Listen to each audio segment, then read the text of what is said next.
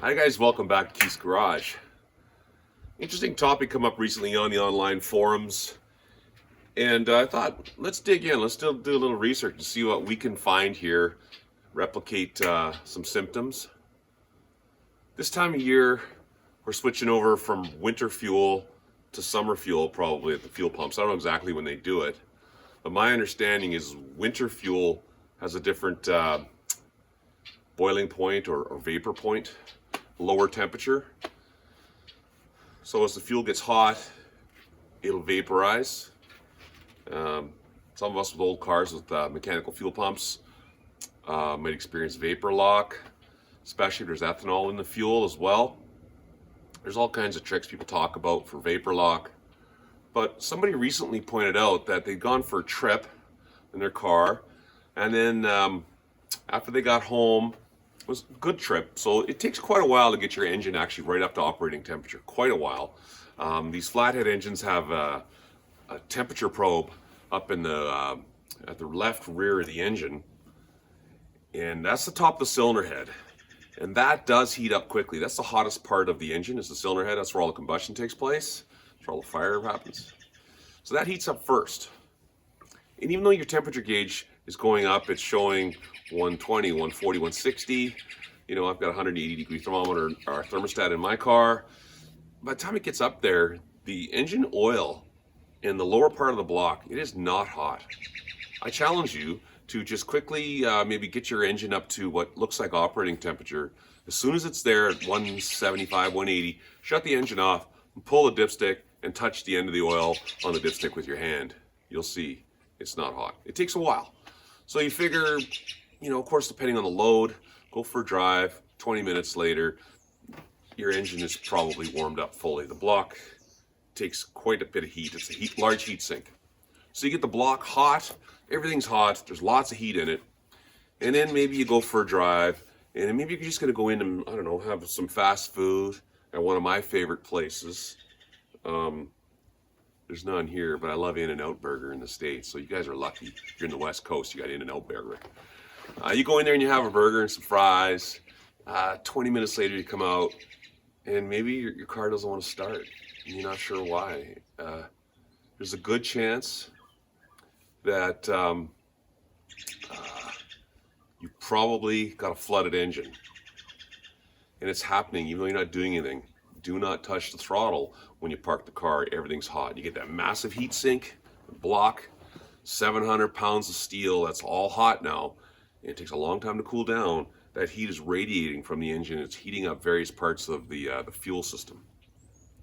You may not be getting vapor lock, but what could be happening is the fuel actually starts to vaporize, turn into vapor, or the bowl starts to pressurize as the fuel expands, and it starts to dribble into the carburetor and coming out these little bleed holes in the carburetor. I'm seeing it near the throttle plate, and I'll show you that. Best I can, I'll try and show you that.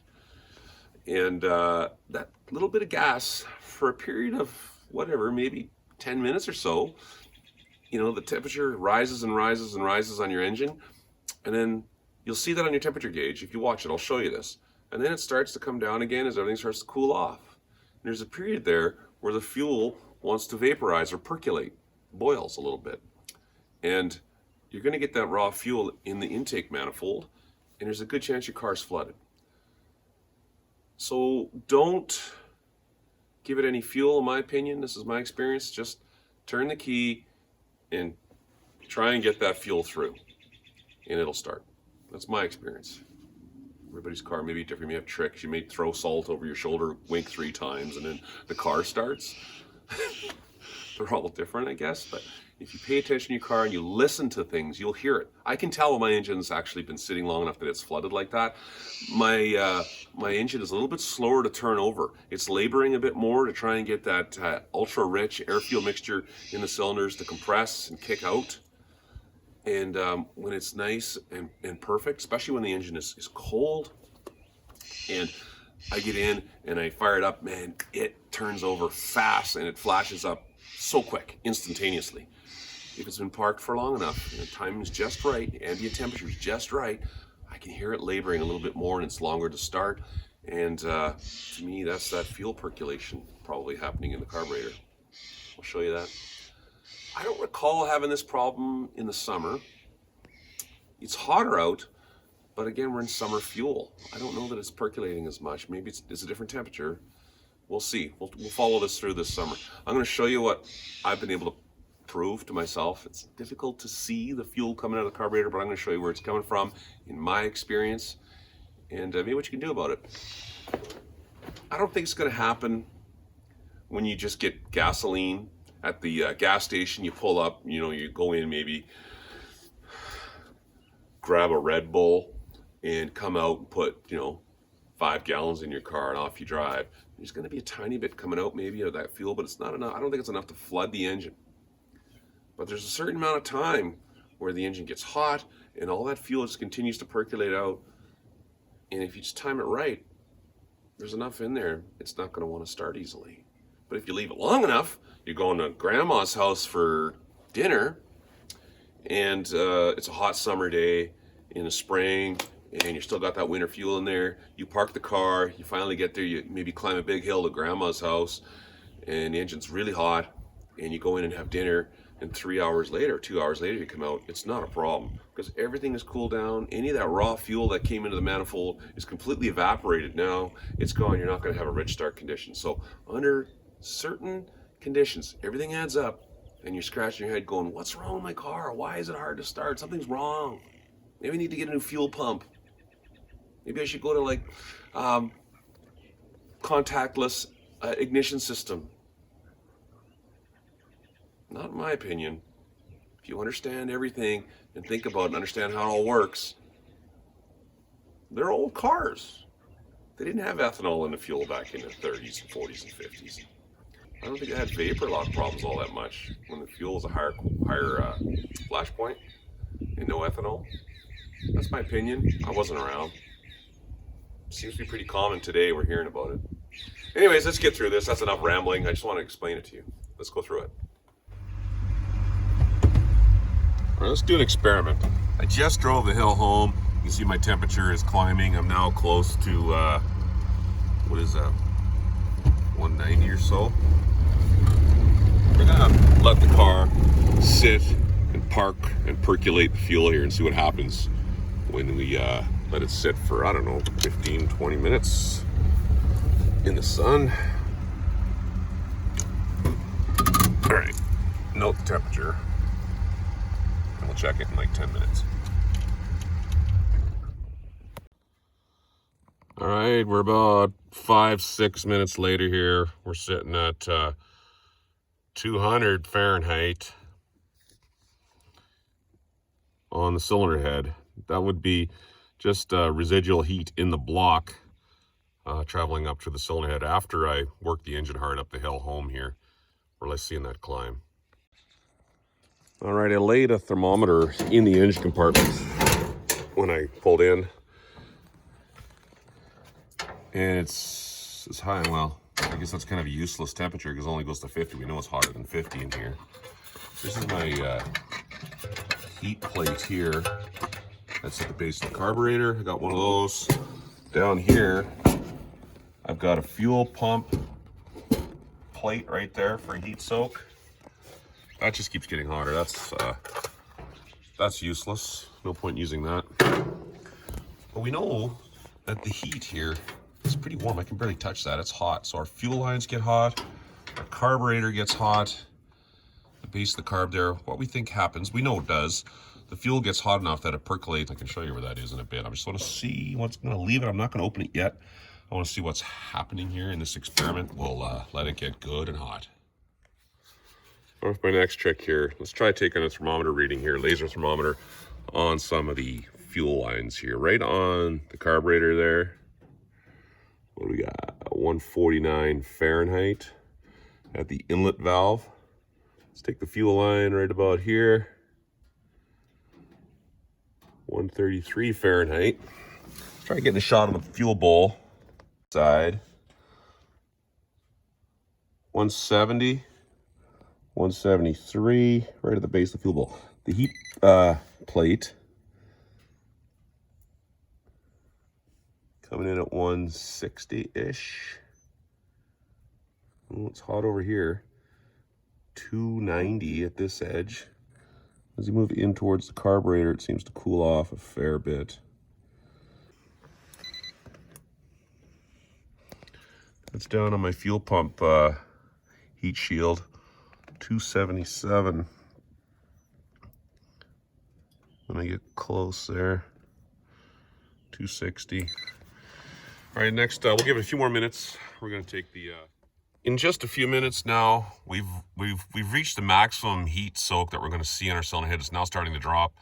The engine's starting to cool down again. This is normal. This is totally normal stuff. The ambient air temperature temperature, not that hot. It's probably around. It's currently 38, maybe Fahrenheit. I'm going to say in that range, maybe 40 Fahrenheit at the best. I like to do this on a hot summer day. But for now, we can compare this video to a hot summer day. I'm going to take the air filter off and have a look down there.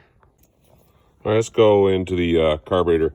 I had a good look with my flashlight. I don't know if I'll be able to get this for you, but I am seeing fuel percolation going on. A little bit is dripping in. I can't do this with, I only have two hands. I can physically see it. It's near the throttle plate. That little bubble there, I don't know if you can see it. I'll try and mark this video for you. There's a little bit of fuel just dribbling into the carburetor over there. And that's from the hot fuel, I believe, in the carburetor, just dribbling out slightly. That brass tube you see at the top here in the center of the screen, that's the atmospheric pressure.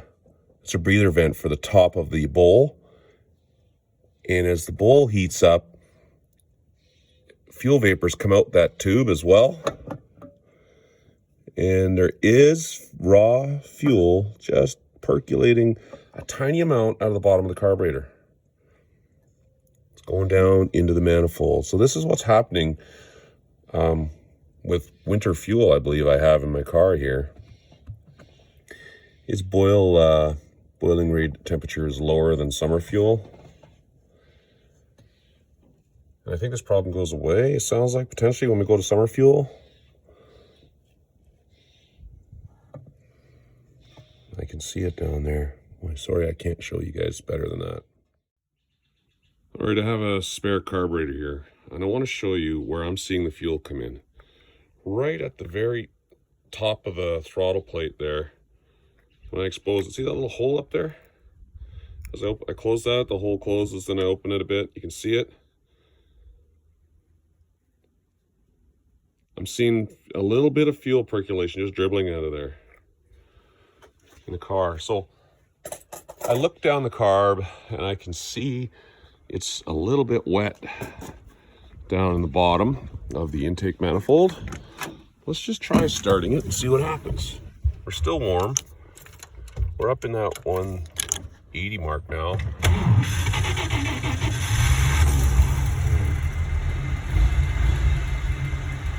Started pretty well, actually.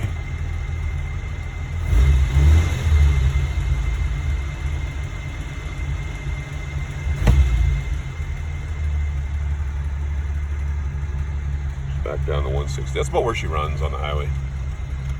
But I think on a hot day, we would see a flooding problem. I think that's what's happening. And a lot of guys with these old cars, they get a flooding condition when it sits for whatever, 15, 20 minutes. You get that heat soak, fuel percolates up the carburetor, out that jet. One of them anyways, it can come out a couple different places. And then you go to start it, and it's hard to start. The other thing I've noticed, when you try to start this particular engine, I just rebuilt it this winter, but if it's flooded a little bit, I find that the starter is laboring. It's harder to turn over because it's getting too much fuel in there, I guess. And the starter, it won't start. And the starter's trying to compress that fuel air mixture, and it labors a bit, and it's a little harder. It's a little slower turning over.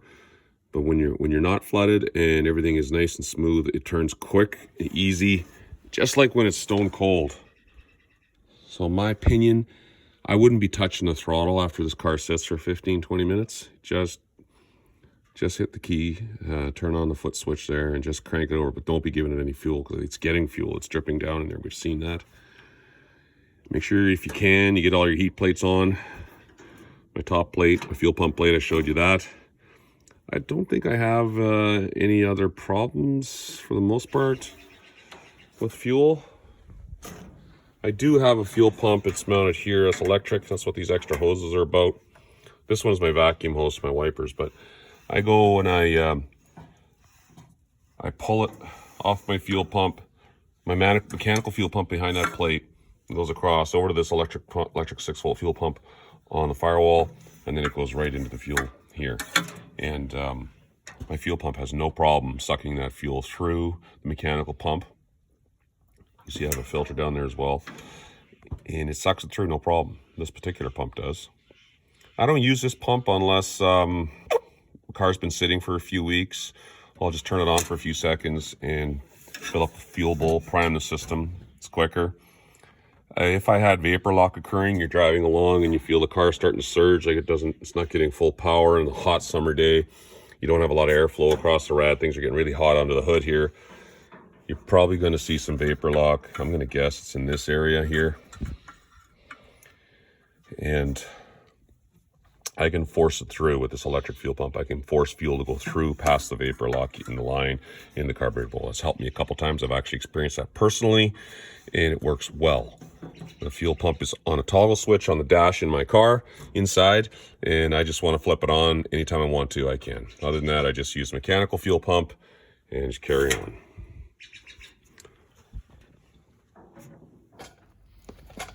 All right, so this is the carb that I'm running in my current car here. Yours may differ, but let's just go through the basics and the principles of this. This is the fuel bowl. The fuel goes in here and it sits in this fuel bowl here. Now at the top, the intake of the carburetor here, right here, the air horn. This is not a carburetor jet. This hollow hose vent, that is a vent for the top of the fuel bowl. So when the fuel is sitting up to here, depending where your float level is set, the fuel is full and there's a vent hole. That's what this is, and it just basically goes over top of the carburetor. If you were to turn your carburetor upside down for any reason, fuel would probably come out of that vent hole here because it's just a vent to atmosphere. Atmospheric pressure varies on elevation depending where you are, but irrelevant. There's pressure. Understand there's pressure, atmospheric pressure, so many psi per whatever 1,000 feet above us, pushing down on the top of the fuel here. And then when you have the engine running and you're creating a vapor, a vacuum from the pistons going down, it's sucking and creating a vacuum. We get a big difference in atmospheric pressure versus the vacuum in the cylinders, and that really is what's driving that fuel out of the fuel bowl and down through the jets and into each piston. A big difference in pressure sitting on top of the fuel bowl. So now the engine gets hot and it's sitting, and the fuel in here, I did a little bit of research. I'm no scientist, I'm no chemical engineer by any means, but it did state that winter fuel has a lower boiling point than summer fuel. They do that because it's cold outside and the gasoline doesn't want to ignite as easily when the boiling point is too high. So they lower the boiling point so the car quickly starts up and heats up and runs better with winter fuel and cold temperatures. Now, the weather and the outside temperature dictates a lower grade of fuel with a lower boiling point of fuel. Here we are, it's April, I'm still got winter fuel probably at the fuel pump, and sitting in here, it's getting to what we say 170, 180 or something like that Fahrenheit, at least we know. Now it starts to turn into vapor and come out this hole as the gas vaporizes. It's venting out of the carburetor. That's one way it can get out. Now we know that inside of the carburetor there are passages that the fuel goes into and it sits in these little areas, and some of them have check balls. If you look in your bowl, there's a check ball in there and a spring on some of them. We've done some of that research in other videos, and let's just say there's a check ball down in there, and the fuel can't come back out, but it still wants to boil because it's hot. So the fuel may travel through the carburetor. It's going to go, it's like anything, equal pressure. It starts to pressurize in a confined space. It's going to find the weakest way, or the simplest way for it to get out and get out of the passage. So it's sitting in a passage inside your carburetor. This one right here is an example. And that sits on top of there.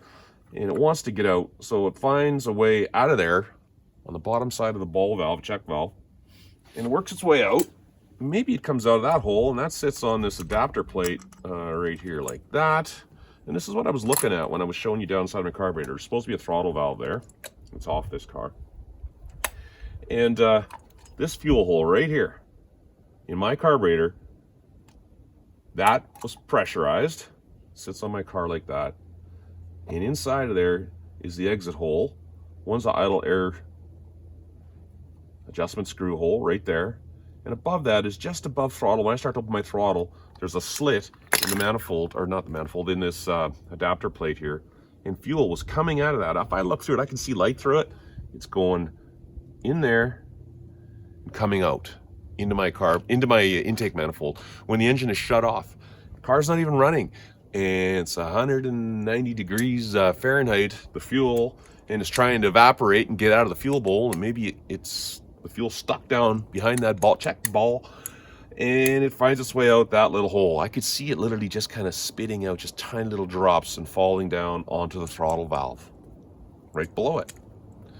So then you open your throttle valve all the way with a flashlight. I could see raw fuel in my intake manifold. I think that's what's happening in my case.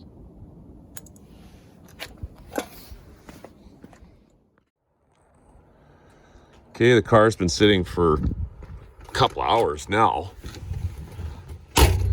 We're way down. I am not going to do anything here to give it any throttle. I just want you to hear it start quickly versus when it was there was a bit of flooding earlier in the video, and it took a while, a little more cranking, and you could hear the pitch of the starter change slightly.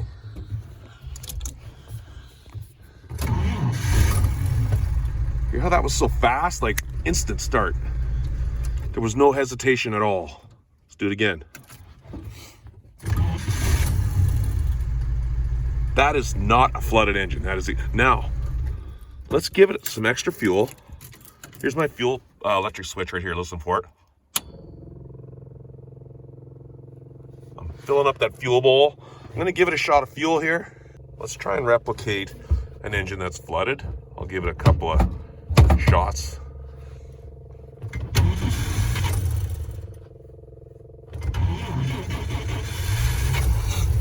You know how I had to crank over longer?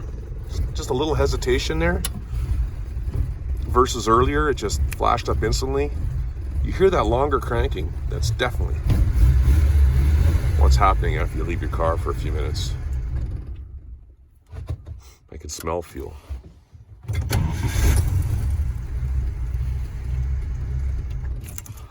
All right, one more thing I want to state. If you come back to your car and it's cranking over and you can hear the engine is laboring a bit, the starter, it's hard to start it over, it's not starting, it's flooded. You either can wait or push the throttle all the way to the floor and hold it wide open while you're cranking over the engine. When you first hit the throttle down and you push it down, you're going to give a raw shot of fuel from the acceleration pump, the accelerator pump in your carb. But don't keep pumping it, because if you just keep pumping it, you're shooting more raw fuel into it. Every time you stroke the accelerator pump, you're shooting that raw fuel into the carburetor. You're making the situation worse.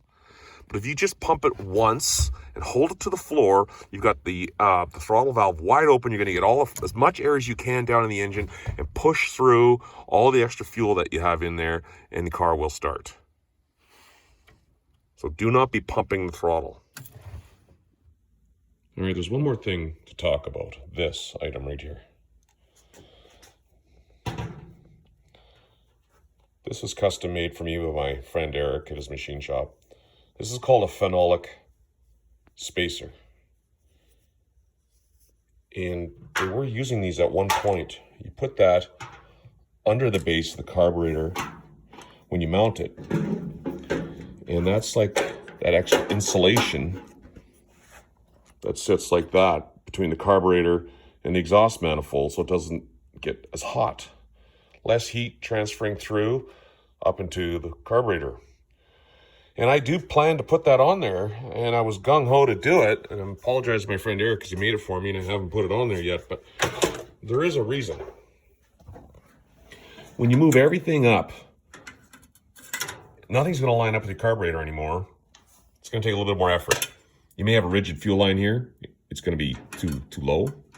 I happen to have a piece of hose here, but you may not. And then that doesn't fit. You're going to have to bend your vacuum line to your distributor. That's not going to fit anymore. There's a good chance the throttle linkage here is not going to line up. You're going to have to change that. This part here is adjustable. On mine, I don't have enough throw there to adjust it, but we'll see. And some of you are running a Sisson choke, and there's a rod that goes from the choke up to the carburetor. This is the thermal unit here. It's electricity, plus it's controlled by temperature. Now this rod may be too short. So there's all kinds of little things that can complicate putting that phenolic spacer in there. I'm getting close. Oh no, I got plenty of room there with my air cleaner in the hood, but something could be a problem for you there. You know, there's different things. So your engine may be different, but that's why I have not installed a phenolic spacer yet. I still might do it someday. If this problem of percolating gets worse, especially in the summer, that's probably the next thing I'll do to get that, isolate the heat from the carburetor somehow. So I hope you enjoyed that little session on fuel-related issues with heat soak. If you like what you see here, stick around at Keith's Garage. I'll keep trying to come up with more interesting topics to share with you as I live through my life with my vintage cars. I'm learning stuff all the time too. So when something happens and I think, hey, here's an opportunity for a new video or some good material, maybe to share with people, I'll continue making videos. So catch you on the next one, guys. Thanks. If you like what you see, please subscribe. That'd be awesome.